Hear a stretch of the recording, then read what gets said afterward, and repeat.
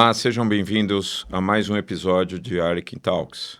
Eu sou Ricardo Montanher, diretor de negócios B2B da Arlequim. É uma experiência vasta no mercado de tecnologia, há mais de 30 anos exercendo funções na área de negócios. E hoje a nossa conversa é voltado literalmente para quando os custos imprevisíveis, né, se tornam um problema para as corporações. E aqui para essa conversa eu tenho hoje Thiago Jesuíno, que é o CTO da Arlequim, e Maurício Montilla, o CEO da Arlequim. Obrigado pela presença de vocês. Obrigado. Obrigado, Ricardo. Bom, Maurício, vamos começar com você. Eu gostaria que agora você colocasse o chapéu de CFO.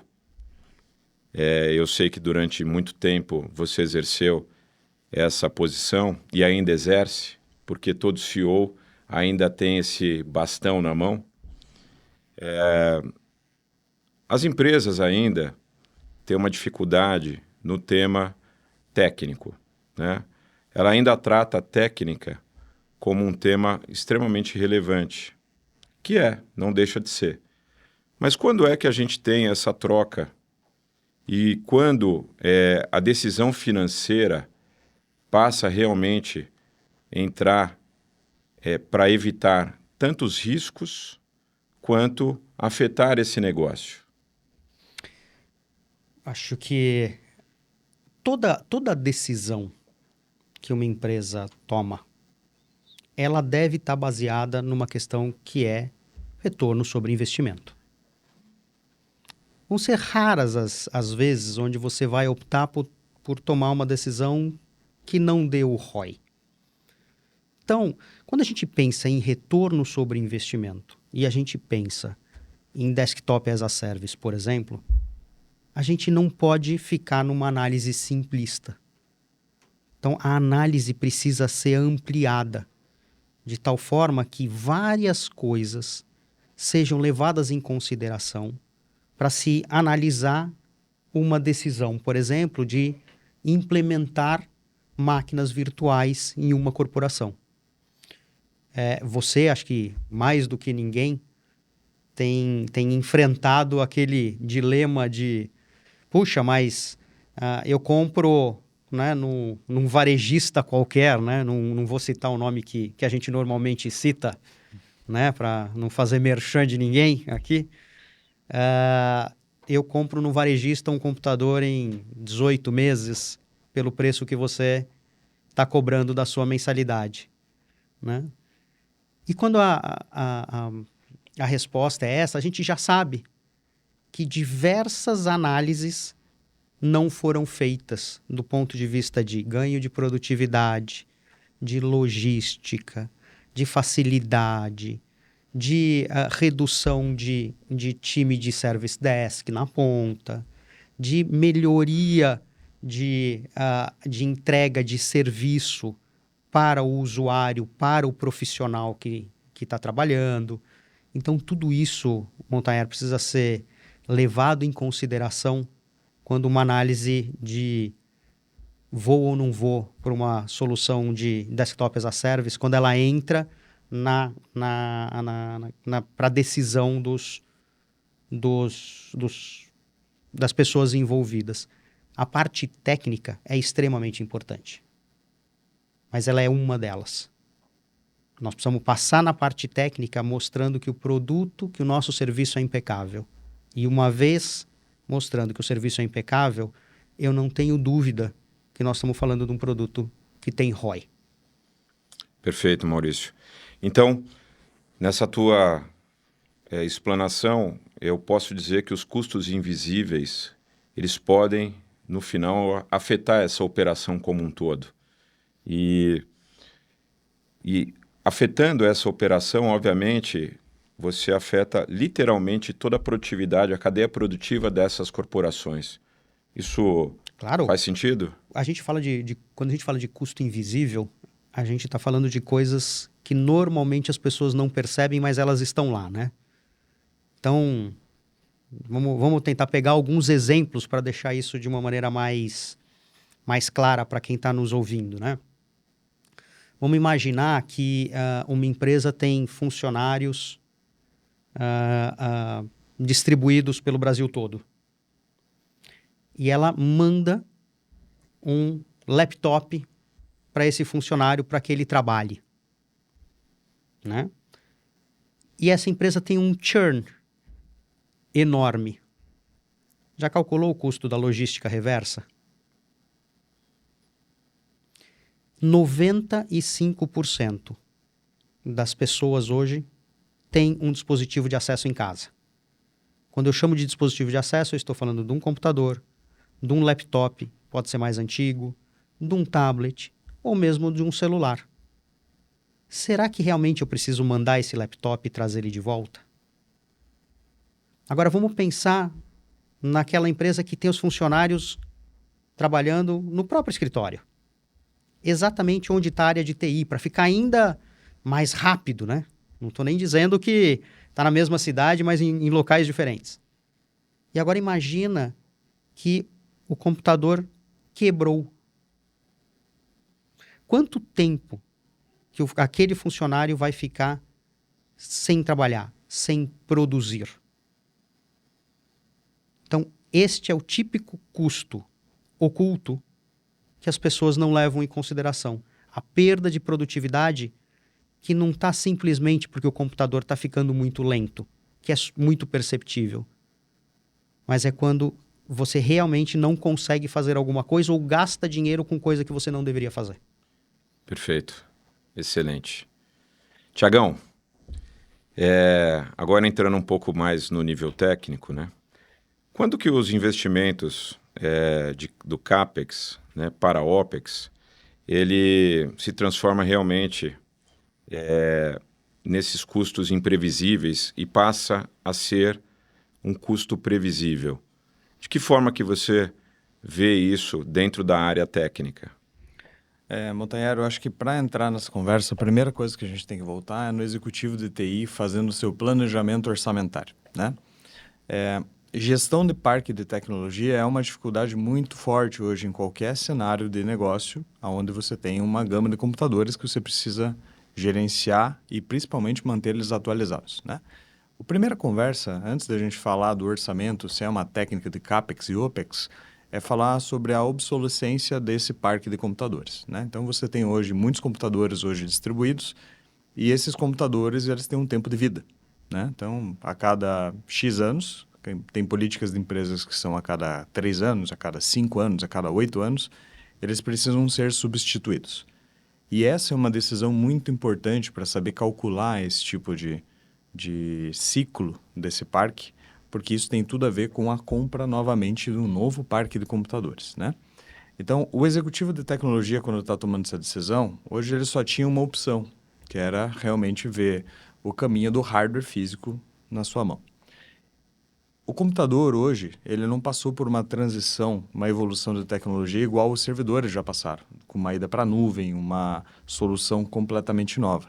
O computador é o mesmo desde que o mundo é mundo, ou seja, desde 1980, a hora que começaram a aparecer os primeiros modelos de PCs, ele não sofreu uma transformação tecnológica disruptiva. Então, a forma que você tem de escolher é gerenciar teu parque com 2 movimentos. Ou você compra, ou você aluga. Quando você compra o CAPEX, você tem que fazer uma previsibilidade muito forte pensando nesse ciclo de parque. E o OPEX, ou seja, aluguel, você tem que fazer essa previsão pensando na volumetria que você tem de uso. Normalmente isso tem um custo envolvido também diferente, né? Então a opção entre os dois simplesmente acaba caindo no decisor de tecnologia de saber o que faz mais sentido para o negócio. Então quando a gente faz a validação com o CFO, a gente vê qual que é o incentivo que a gente tem de fazer um CAPEX versus um OPEX. E aí cada cenário de negócio acaba desequilibrando essa balança. Perfeito. Maurício, você falou um pouquinho antes sobre ROI. Então, quando a gente analisa ROI do DaaS, né,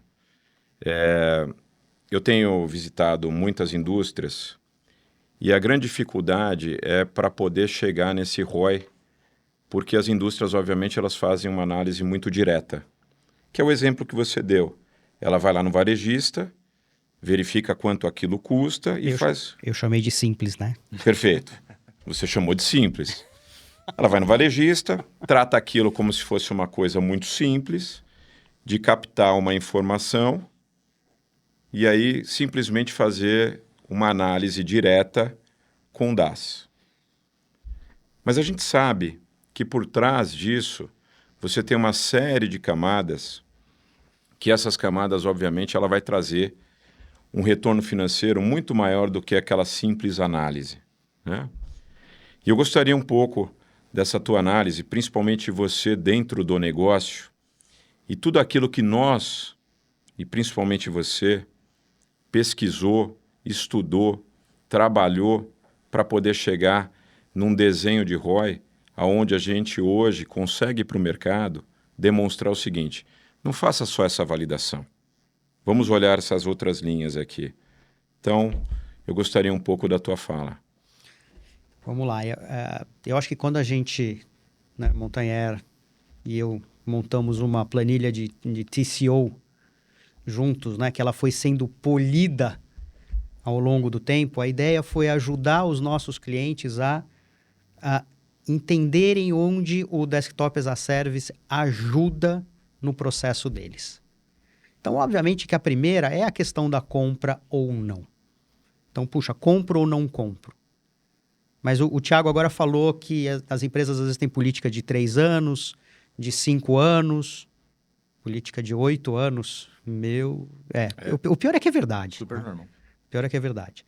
Agora, eu não consigo imaginar alguém que esteja usando um computador com 7 anos de vida, 6 anos de vida. Qual é a produtividade que essa pessoa está tendo? Porque, obviamente, não deve ser muito fácil, né?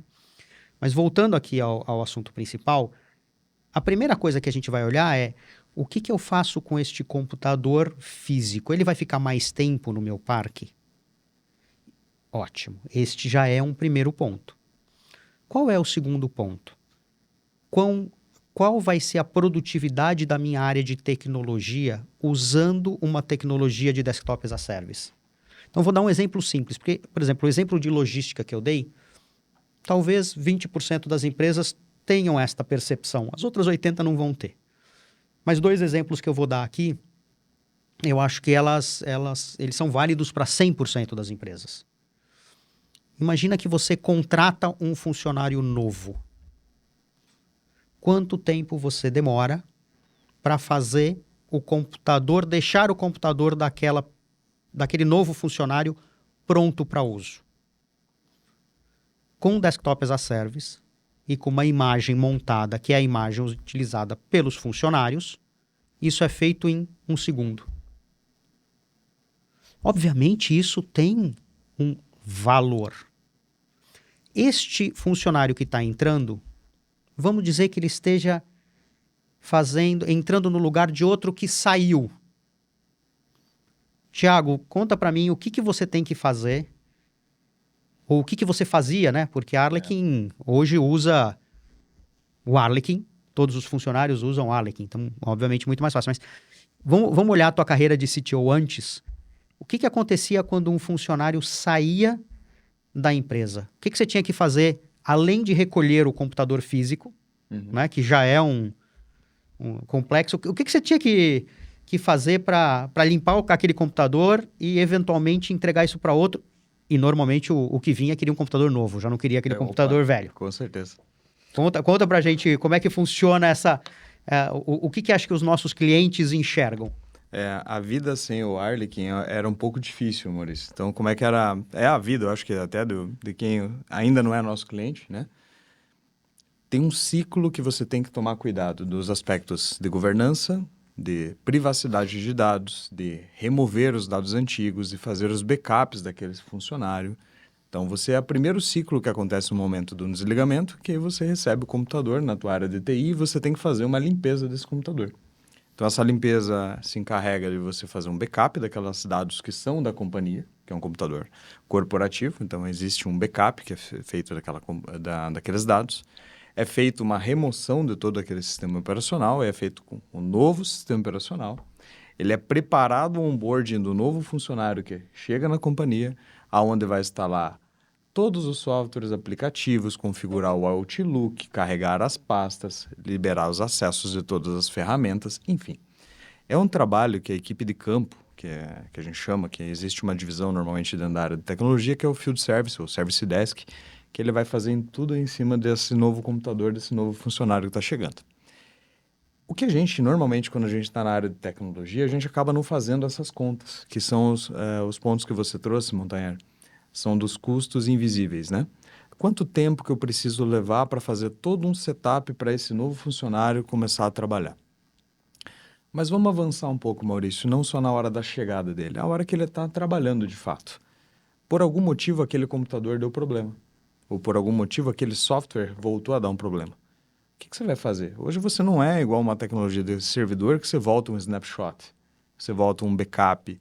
Hoje o teu computador vai ter que ser aberto um chamado, vai ter que entrar numa fila de atendimento, você tem que esperar ser atendido pelo time de Service Desk, e isso vai um tempo, até você parar, você receber teu atendimento e resolver teu problema. Então, pequenos detalhes que acabam passando nessa linha do tempo, o setor de tecnologia e os próprios executivos de TI não conseguem mensurar isso. E mais difícil que mensurar, não consegue aplicar essa conta para que a companhia perceba o custo indireto que está da improdutividade que está acontecendo com o funcionário e principalmente com a despesa que está tendo hoje no setor de tecnologia. Perfeito. Então, eu posso resumir o seguinte, olhando para frente, né, o modelo tradicional, que ainda é conhecido por muitas indústrias, ele tem dificuldade de escalar, ele tem dificuldade de se adaptar e principalmente de competir ao mercado. Isso faz sentido, Thiago? Faz todo sentido, Montanher. Por isso que eu resolvi separar bem o problema da solução, né? Então, ou seja, como é que é o dia a dia sem hoje a tecnologia? O que o produto novo, essa nova onda que está vindo do desktop na nuvem, que nós somos poucas empresas no mundo hoje fazem isso, e no Brasil, fazer um DAS gerenciado do porte que a Ardic consegue fazer, são poucas, né? Para não dizer que a gente ainda não encontrou ainda um bom parceiro aí para a gente conseguir estar abrindo esse mercado.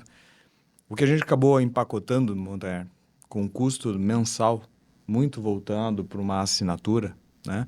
Foi que a gente consegue fazer toda essa jornada de uma maneira 100% transparente hoje para as empresas. Então, eu consigo fazer desde o processo de assessment, de entender o que aquela pessoa precisa, cada funcionário em cada departamento consiga fazer.